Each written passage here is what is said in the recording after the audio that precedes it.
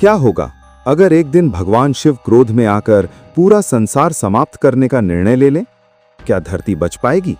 क्या कोई उन्हें रोक पाएगा, या सब कुछ एक पल में राख बन जाएगा? हिमालय की ऊंची चोटियों पर गहरी शांति छाई हुई थी।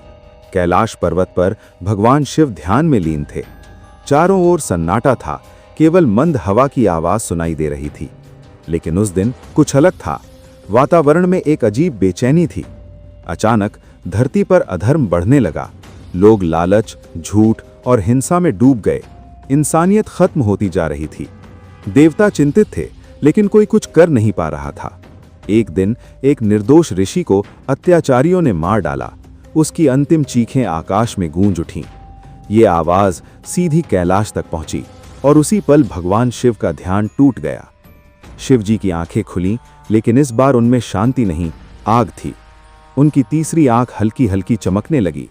पूरी प्रकृति कांप उठी। पहाड़ हिलने लगे, नदियां उफान पर आ गईं।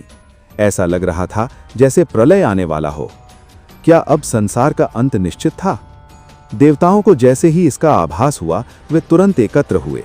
इंद्र बोले, अगर शिव जी क्रोधित हो गए तो कोई भी उन्हें नहीं रोक सकता। ब्रह्मा जी ने गहरी सांस ली, हमें कुछ करना होगा, नहीं तो सब खत्म हो जाएगा।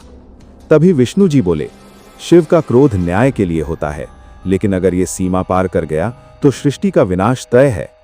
सभी देवता मिलकर कैलाश की ओर बढ़े। उधर भगवान शिव का क्रोध बढ़ता जा रहा था।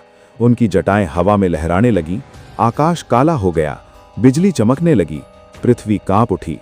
शिव जी ने गुस्से में कहा, जब संसार में धर्म नहीं बचा, जब निर्दोषों की रक्षा नहीं हो पा रही, तो ऐसे संसार का अस्तित्व ही क्यों? उनकी आवाज इतनी भयानक थी कि तीनों लोग कांप उठे। क्या अब विनाश शुरू होने वाला था? तभी देवता वहां पहुंचे।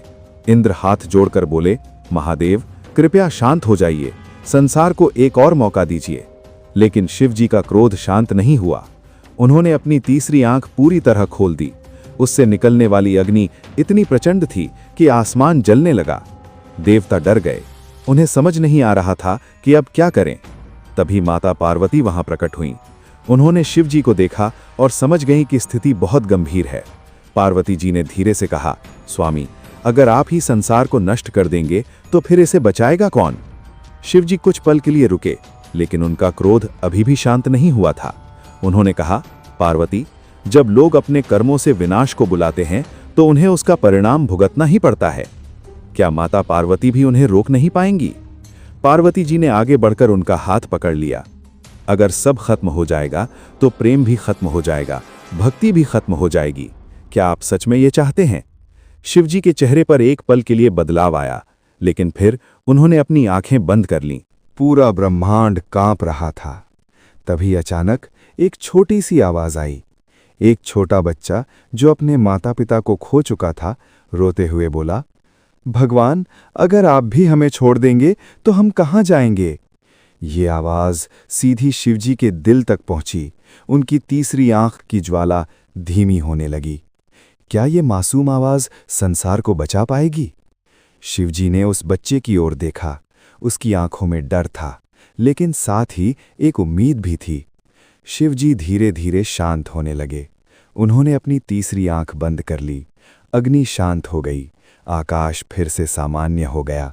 देवताओं ने राहत की सांस ली। लेकिन कहानी यहीं खत्म नहीं होती। शिवजी ने गंभीर स्वर में कहा, संसार को एक और मौका दिया जा रहा है, लेकिन अगर अधर्म फिर बढ़ा तो अगली बार कोई नहीं बचेगा। उनकी आवाज में चेतावनी साफ थी। देवता और मनुष्य दोनों समझ गए कि ये अंतिम अवसर है।